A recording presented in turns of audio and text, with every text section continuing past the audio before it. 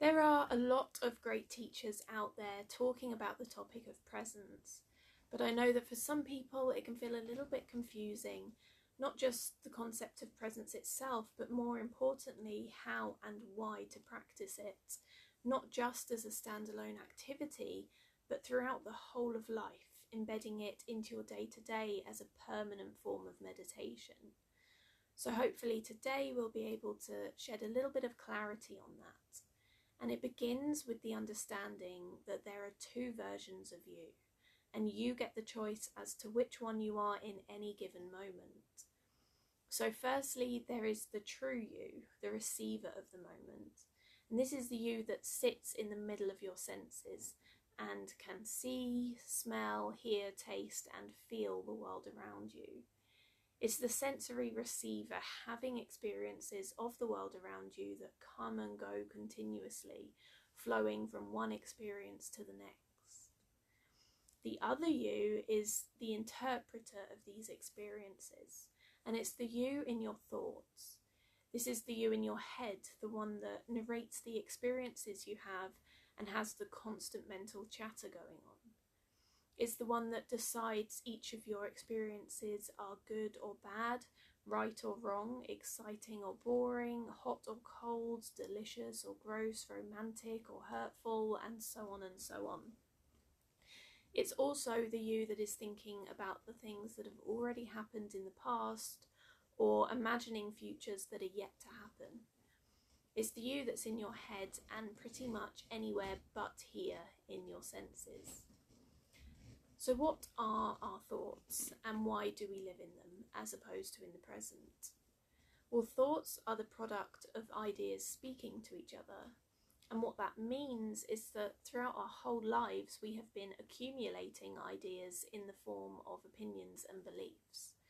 From early on in childhood, we're encouraged to start because we're asked questions like what our favourite colour or food or book, etc. is.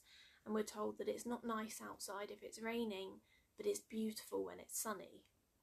As we grow up, these ideas increase at an exponential rate, and we find ourselves, whether knowingly or not, having ideas about absolutely everything.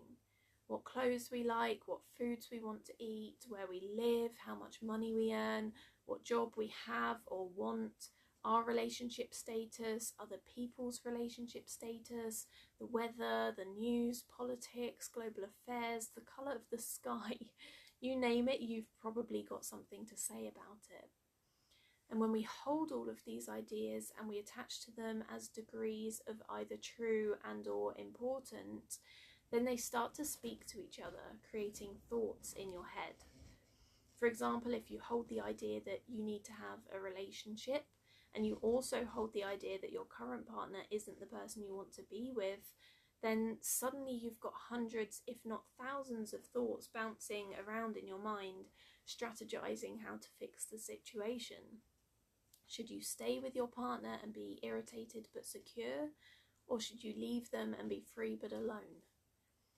So presence is all about sensory redirection and taking you from the you in your thoughts to the you in your senses by focusing your attention on what you can see, smell, taste, feel and hear until you're living in this you, the experiencer, instead of the you trapped in thought.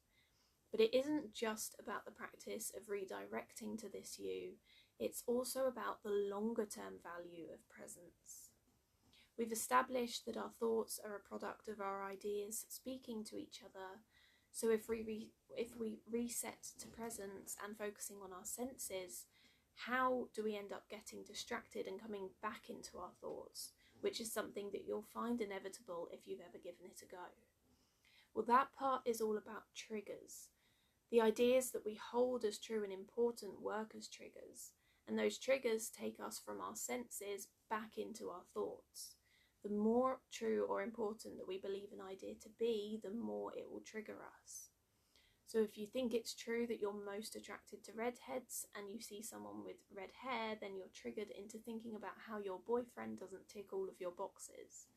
You think it's important that your steak is cooked to how you asked for it in a restaurant and it comes a little bit overdone, Suddenly you're thinking about how it's a terrible restaurant and you should get a refund.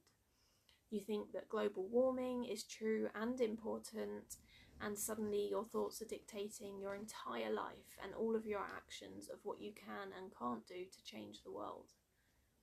Your thoughts are coming and disturbing your sensory presence because your mind decided that you should think about an idea that you've decided is important. So the progressive benefit of practicing presence, and the reason that it is so valuable on the journey to inner peace, is that every single time you redirect your thoughts to your senses, you send a signal to your mind that the ideas underlying the thoughts that you previously made important are no longer important, because you're choosing not to listen to the thoughts associated. The more we do this, the more we send a signal to the mind that the idea is no longer important. The less important the idea becomes, the less it acts as a trigger. The less triggers that we have to take us into thought, then the more time we'll spend in our sensory experience, which is now the only moment we truly have. And that's the only place where we can discover lasting peace.